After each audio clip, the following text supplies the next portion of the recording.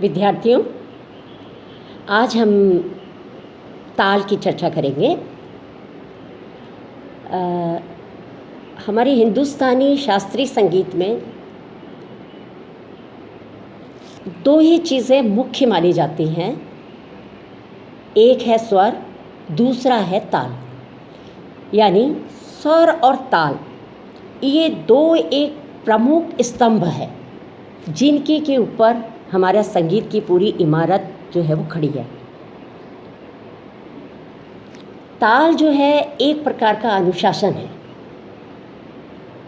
जो कि हमें नियमों में बांधता है। उससे हमें ये पता चलता है कि हमारी सीमा कहाँ तक है। हम जो गा बजा रहे हैं उसको हमें कहाँ से उसका शुरुआत करनी है, कहाँ उस पर ठहराव देना है, कितनी मात्रा तक हमें उसको ले जाना है, कहाँ हमें वापस आना है, कैसे मिलना है।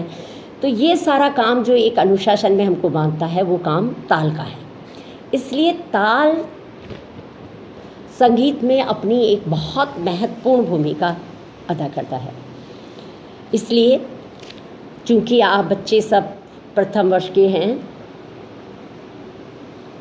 तो ये सब चीज़ें आपको बेसिक जानकारी आपको इन तालों की होनी चाहिए। और जो हमारी बेसिक तालें हैं, जो प्रमुख तालें हैं, क्योंकि इन तालों को यह है कि आप प्रारंभ से ही इस तरह से करें, इस तरह से समझ के करें ताकि ये आपको आपकी ताउम्र याद रहे। क्योंकि संगीत में ऐसा नहीं है कि आज आपने कोई ताल सीख ली और उसके बाद वो आपके लिए अगले साल, वो जब आप सेकेंड ईयर में आए या थर्ड ईयर में आए, अगली जिस क्लास में भी आप आए, तो वो ताल आपके लिए काम की नहीं है। क्योंकि आपकी जो फर्स्ट ईयर से जो वो ताल का जो शुरुआत है वो आप भली एमए कर लें, उसके बाद भी आप जब तक आप संगीत करेंगे वो ताल आपका साथ देगी। तो इसलिए उस चीज़ को आप प्रारंभ से ही समझ के और उसको करें। तो आज हम आपकी कुछ मुख्य तालें जो हैं और आपके पाठ्यक्रम के हिसाब से उन पे हम उनके परिचय और उनके ठेका आपको बताऊंगी मैं। ताल यानी बने जैसे आपको बताया, तो उन तालों में हम सबसे पहले उसका ताल का हम परिचय देखेंगे। तो हम सबसे पहले जो ताल ले रहे हैं वो है त्रिताल। त्रिताल यानी तीन ताल, उसको तीन ताल भी कहते हैं कुछ लोग, और त्रिताल। त्रिताल एक ऐसी बादशाह ताल है जिसमें बहुत स्कोप होता है।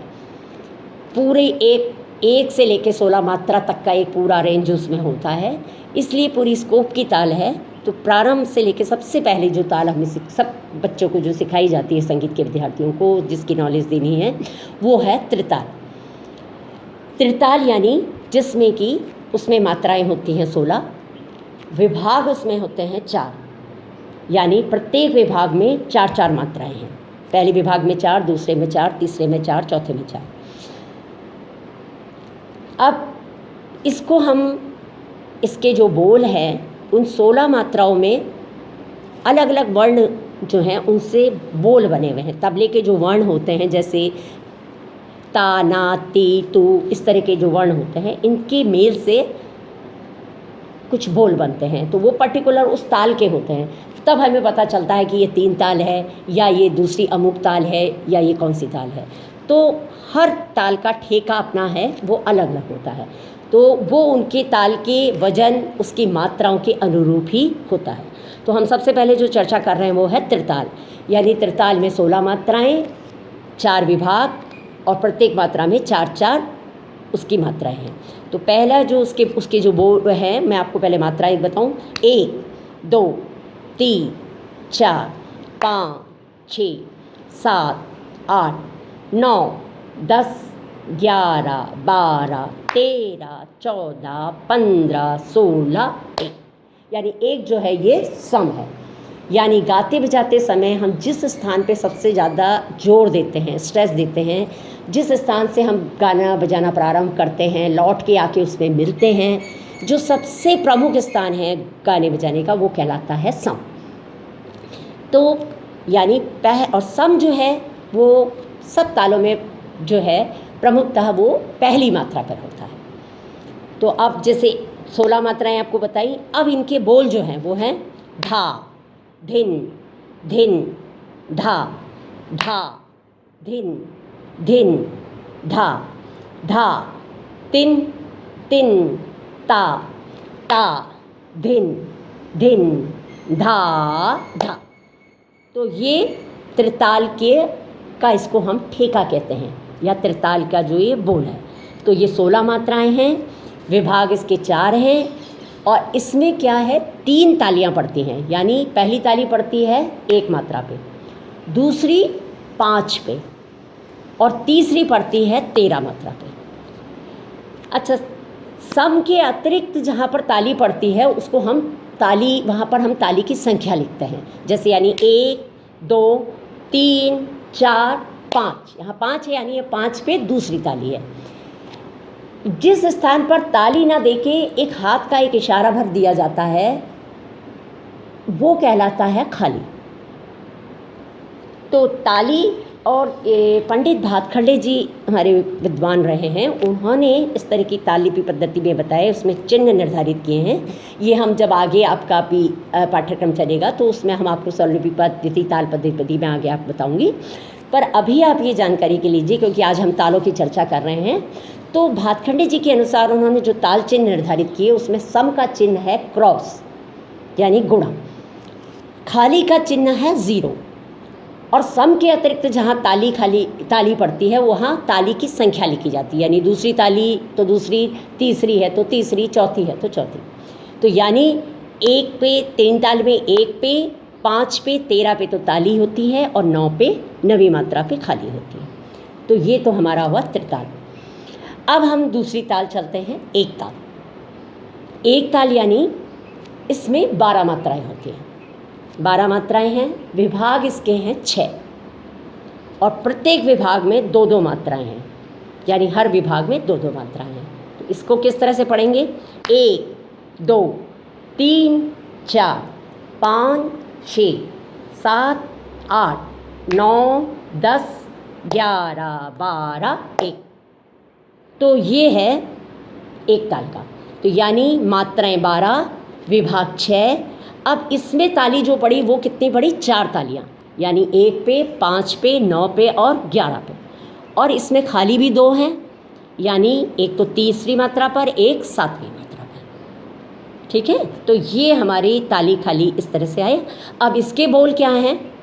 धिन धिन धागे तिर किट तू ना कत ता धागे तिर किट धी ना धी। जब भी हम ये जो हम तालों को इस तरह से जब हम तबले पे बजाएं, उसको तो हम बजाना कहते हैं कि तबले पे हम उस ताल को बजा रहे हैं, लेकिन जो हम ये इस तरह से ताली दे के कर रहे हैं इसको कहते हैं ताल पढ़ंत करना। यानी हम ताल में उस बोल को पढ़ रहे हैं, उस ताल को पढ़ रहे हैं। तो ये हमारी 2 तालें हुई, एक तो हुई त्रिताल, दूसरी हुई एक ताल। अब एक ताल के ही संप्रकृति की एक ताल है चौताल, यानी चौताल, उसको हम 4 ताल भी कहते हैं। एक ताल और 4 ताल की ये विशेषता, दोनों में ही मात्राएं 12 हैं, दोनों में ही 6 विभाग हैं, दोनों की ताली खाली एक सी हैं, लेकिन अंतर क्या है दोनों के बोलों में। अच्छा, एक अंतर मुख्यतः यह है कि पहले देखिए, पहले संगीत में हमारे क्या होता था, पखावज जैसे गायन वगैरह शैलियाँ, ध्रुपद, धमार, इस तरह की गाई चलती थी, तो उनके साथ संगत के लिए पखावज जैसा गंभीर वाद्य, मृदंग, ये इस तरह के वाद्य चलते थे। तो उसके हिसाब से ये बोल बजते थे, तो वो बोल खुले और जोरदार होते थे।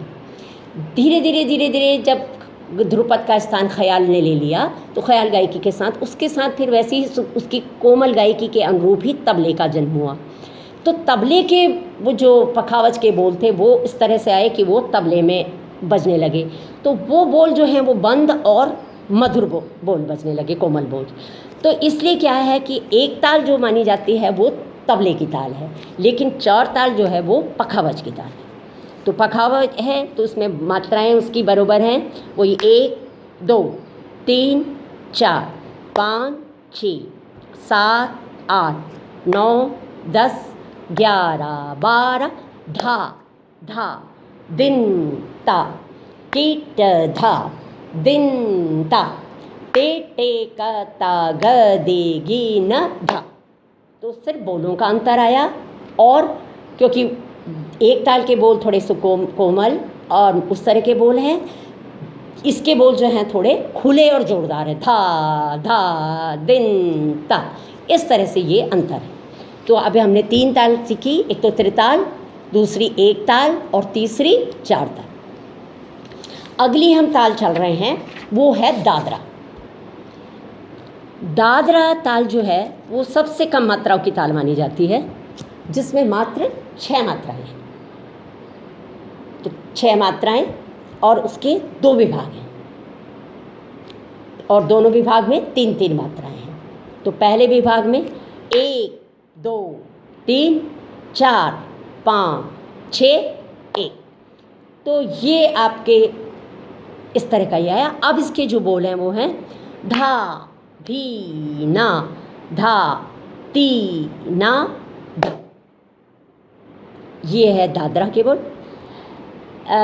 यहाँ एक बात मैं आपको और बताना चाहूँगी कि दादरा कहरवा ये इस तरह की तालें होती हैं जो हैं, ये तालें सुगम संगीत, गीत भजन गज़ल, इस तरह के फिल्मी संगीत, लाइट म्यूज़िक में ये ज़्यादा चलती हैं। अब जैसे एक ताल है, ये इसमें आपका बड़ा ख्याल होता है, तिलवाड़ा है, झूमरा है, ये कई तालें ऐसी हैं कि जिनमें आप बड़ा ख्याल गाते हैं। और इसमें मसीद खानी गद बजाने, इंस्ट्रूमेंट वाले मसीद खानी गद बजाते हैं। और त्रिताल तो राजा ताल है कि वो तो सभी में बसती है, उसमें छोटे ख्याल में, बड़े ख्याल में, सब में त्रिताल का जो है वो आप छोटे ख्यालों में और द्रुत की गतों में, इनमें आप प्रयोग करते हैं। लेकिन दादरा कहरवा वगैरह का जो चलन है और जो ये छोटी तालें हैं, ये जो है लाइट म्यूज़िक में ज़्यादा खिलती है। तो अब ये दादरा थी। दादरा का मैंने आपको ठेका बताया, धा धी ना, धा ती ना धा, यानी 6 मात्राएं, 2 विभाग, ताली 1, यानी पहली पे ताली संपर, और खाली एक ही है जो कि चौथी मात्रा पे है। अब आया कहरवा। कहरवा भी जो है वो 8 मात्रा की ताल है, जिसके कि 2 विभाग हैं। ये भी मैंने आपसे बताया कि ये भी लाइट म्यूज़िक की ताल है, गीत गज़ल भजन और फिल्मी संगीत में इसका प्रयोग ज़्यादा होता है। तो और इसमें भी ताली 1 खाली 1 है। ताली पड़ती है पहली मात्रा पर और खाली है इसकी 5वीं मात्रा पर। 1 2 3 4 5 6 7 8 1। अब इसके बोल हैं धा गे ना, ती ना, क धी ना धा। तो ये है कहरवा। अब कहरवा के बाद हम आते हैं आपके पाठ्यक्रम की जो एक आखिरी ताल और है, वो है रूपक। रूपक जो है वो है 7 मात्रा की ताल,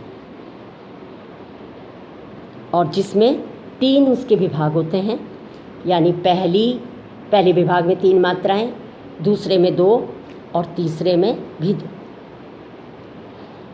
रूपक ताल की एक विशेषता ये है कि इस ताल में, जैसे मैंने आपको पहले ही प्रारंभ में बताया कि ये एक नियम है कि ताल की पहली मात्रा पर ही सम होता है, लेकिन रूपक इसका अपवाद है। ये एक ऐसी ताल है कि जिसमें सम तो है, मतलब पहली मात्रा का है, लेकिन वहाँ पर जो चिन्ह आता है वो खाली का आता है। यानी जो शुरुआत होती है वो उसकी इस तरह से निषद्ध वाली क्रिया से होती है, यानी 1 2 3 4 5 6 7 1।